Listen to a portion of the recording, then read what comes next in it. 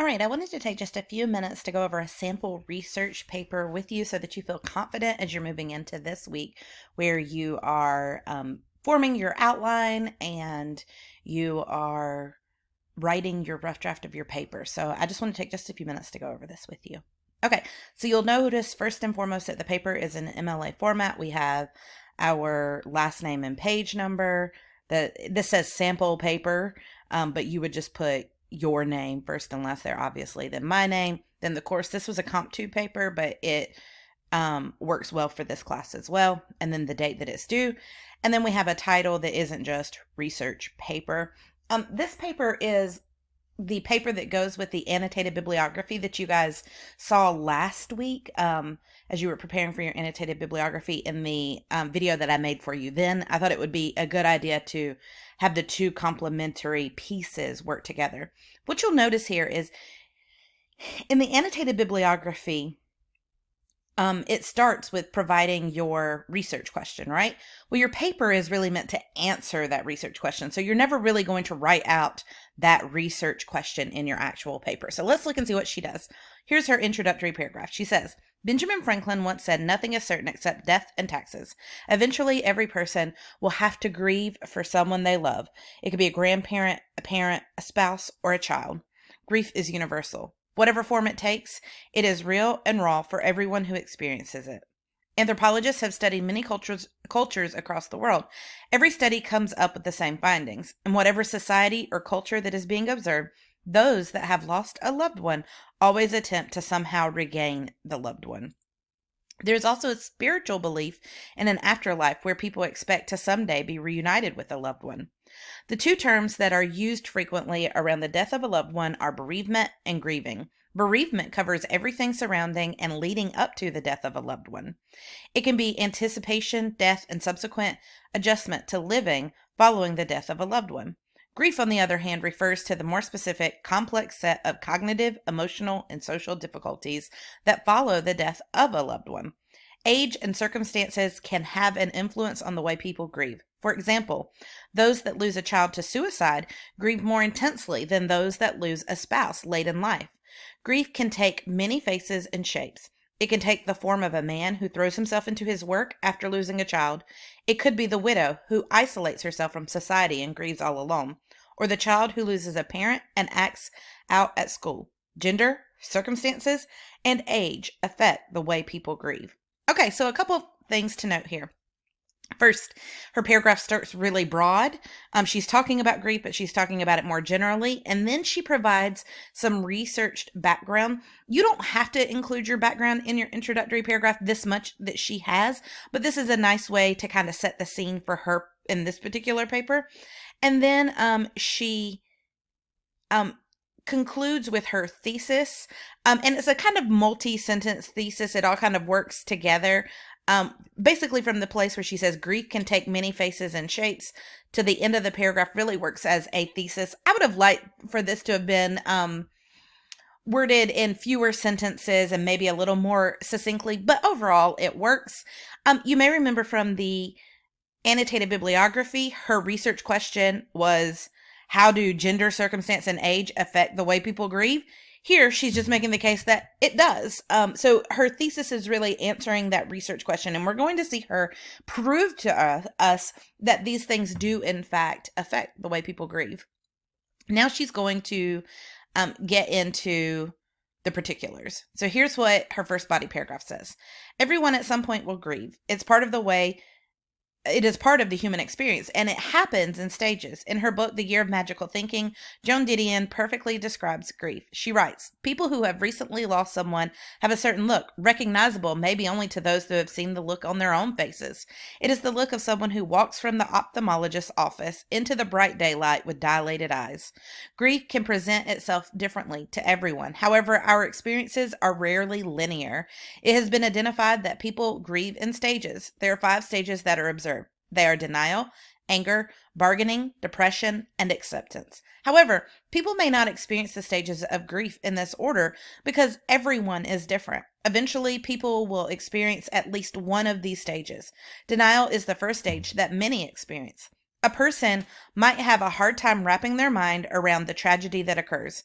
Denial can help the grieving person process the information at a pace they can mentally and emotionally handle.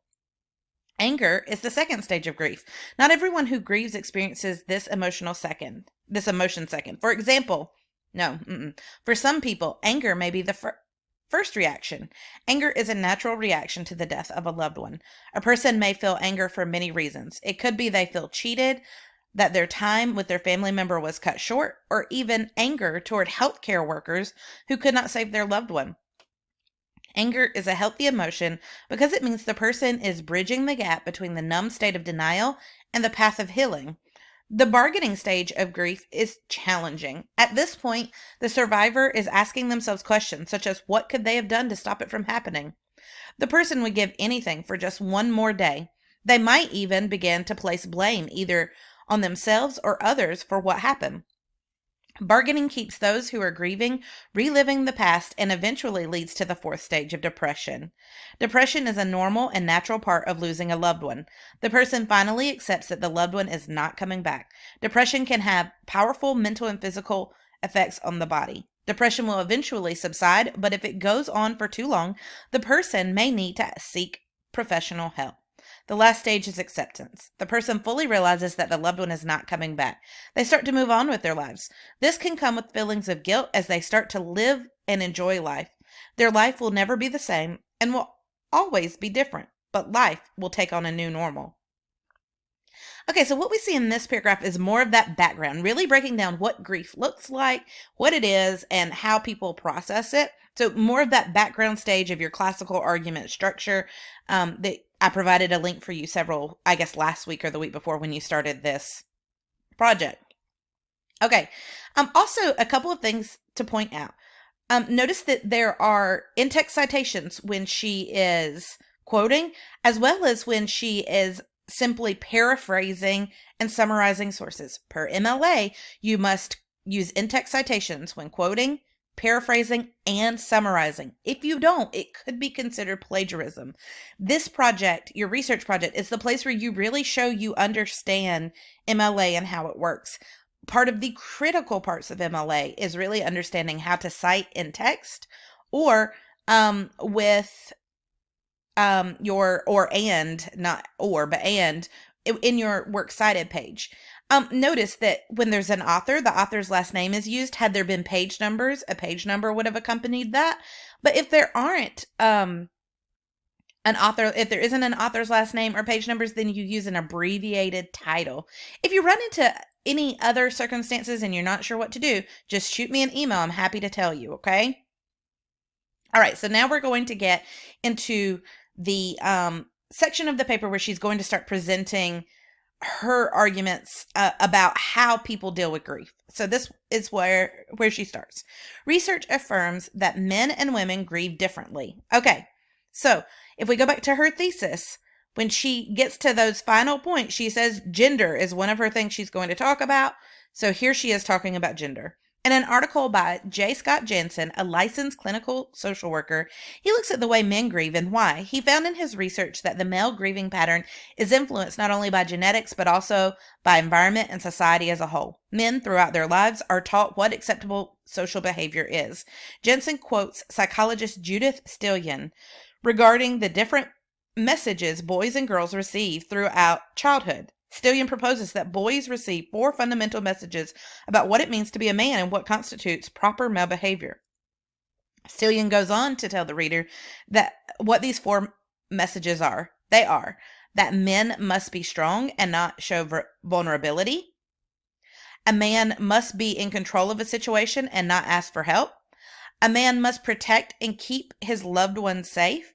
And lastly, a man must not show fear in the face of challenges. These unspoken ideals of the perfect man permeate society and have an impact on grief in males. Jansen indicates that there is evidence that men are more likely than women to remain silent or grieve in isolation, engage in action-oriented forms of grief expression, or lose themselves in distractions such as work. Women, on the other hand, tend to outwardly show their grief. One study found that women cried much more than fathers and were more likely to cope by writing and reading about loss and grief. A theory of the reason women may grieve differently than men is that women tend to have a strong social network, and they reach out for support during times of grief. Women by nature tend to value female friendships and have many close friends. This may be one positive influence in their grieving process. Despite having this strong social network, a study conducted on elderly bereaved spouses found that bereavement was harder on women than men. There are always exceptions to the rule, but perhaps grief might be harder on women due to their deeply emotional nature. Women tend to wear their hearts on their sleeves and form strong attachments. This could affect the intensity of their grief. Among all the research and studies that have been done on men and women and grief, it is possible that maybe the difference is not so much in the experience of grief itself, but how the pain of grief is absorbed, processed, and expressed. I want to point out a couple of things here about citations and things of that nature. In one of her sources, there is a person, Judith Stillion, who is quoted in an article written by Jansen.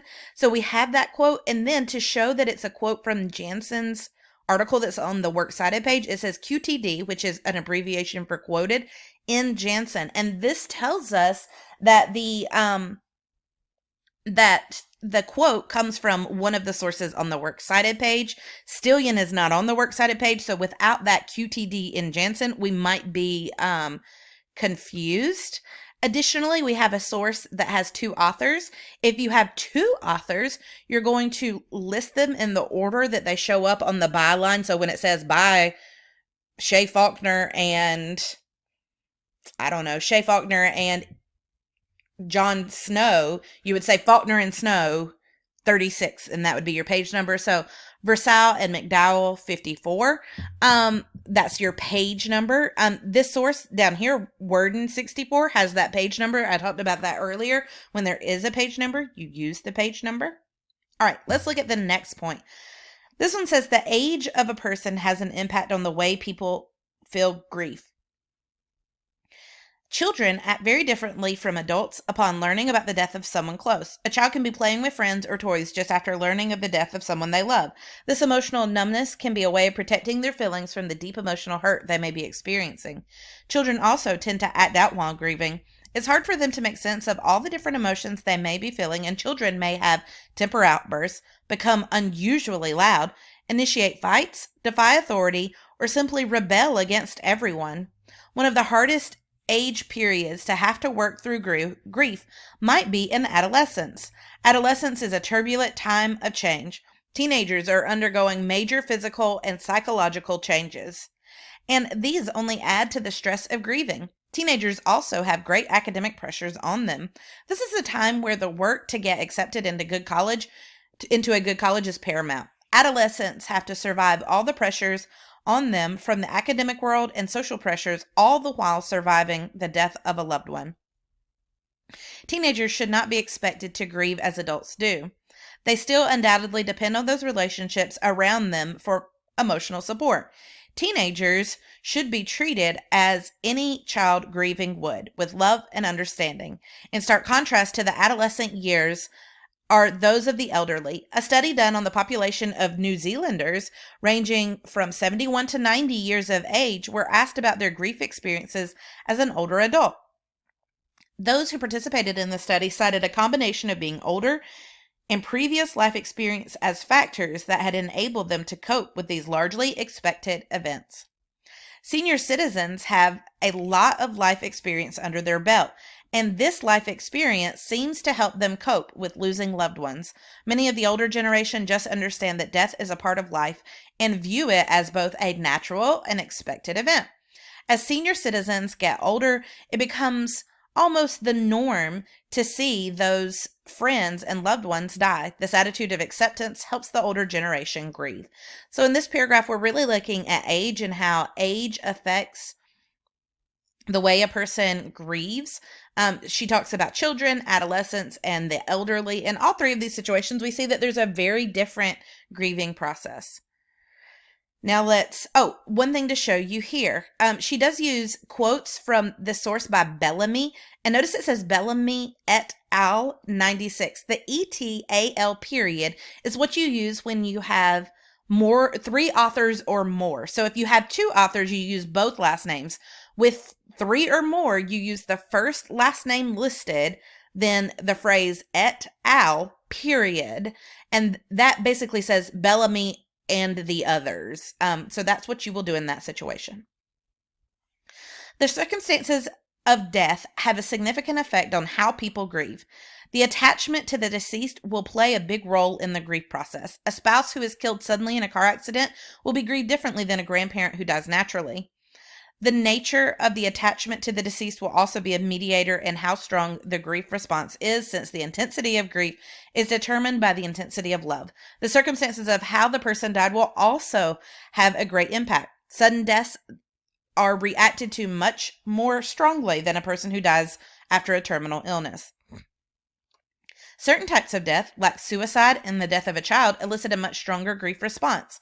In his book, Grief Counseling and Grief Therapy, William Worden quotes Edwin Schneidman, who is considered the father of the suicide prevention movement in the United States. Schneidman explains that he believes that the person who commits suicide puts his psychological skeletons in the survivor's emotional closet. He sentences the survivors to deal with many negative feelings. Worden tells the reader that there is some evidence that grief in suicide bereavement may be more intense and last longer than grief for other types of losses. Those left behind when a loved one commits suicide experience feelings of shame, guilt, and anger. They wonder what they could have done to prevent the suicide and may feel guilty for this. They may feel angry at their family members for committing suicide and leaving them behind. Parents never expect to outlive their children, so the death of a child can be particularly heartbreaking. Studies have shown evidence that the greatest stress, and often the most enduring one, occurs for parents who experience the death of a child. Parents' dreams and hopes for their children's future die. The parents have to grieve not only the loss of the child, but the death of those dreams. Most parents claim that grieving continues as long as they live, often saying it gets different, it doesn't get better. So here, we really see how circumstance affects grief. Again, note that she is citing when she's summarizing, paraphrasing, and quoting, which is required per MLA. All right, and then she's going to close us up. Grief in its simplest form is painful, physically and emotionally. It's something that all must pass through at some point in their lives, yet the way one grieves varies immensely. Men grieve differently than women, and children grieve differently than seniors. The circumstances surrounding grief change the intensity of the grief as well. A person who dies of old age will produce a far less intense grieving process for their family members than a child who dies suddenly while young. Grieving can produce an array of different emotions such as loneliness, anger, denial, bitterness, shame, and depression. Eventually, most everyone will come to accept the death and the grieving process will ease. Grief is a part of the human existence, and how one passes through it depends on many factors in that person's life. So this is just a brief conclusion, really wraps up what she talked about and why it's important. You'll notice that there wasn't a paragraph here that addressed the counter argument and refuted it. Her topic didn't necessarily need that. Your topic may need that. She does, as she goes through the paper, kind of pushes back against, okay, this is how this circumstance works, but not everyone grieves the same. So she's acknowledging that everything in the paper doesn't play exactly the same way for all people, and that's enough for her particular topic. If you have questions about that for your topic, please let me know. I also want to show you her works cited page. Notice we saw her annotated bibliography. Obviously, the bibliography does not come over into this paper. We just have the works cited entries. Notice they're in alphabetical order. Notice the indentation. This is how it should be used. Notice the links. Your links have to work. And the other thing I want to bring to your attention, two quick things. The first is, nowhere in this paper did we see the research question. There's no reason to use the research question. Again, your paper should be answering the research question that you developed. And the second is, this paper is 2,300 words. It's longer than what is required of you. So don't feel like you have to have this massive of a paper. Your requirements are different. But if you find yourself getting close to your word count and you're not quite there, you're welcome to go over the required word count if it's going to help you write a better paper. So use your best judgment there. You just can't be under word count. The final thing I want to bring it to your attention is notice that there is no first or second person point of view. So there's no I, we, my, me, our.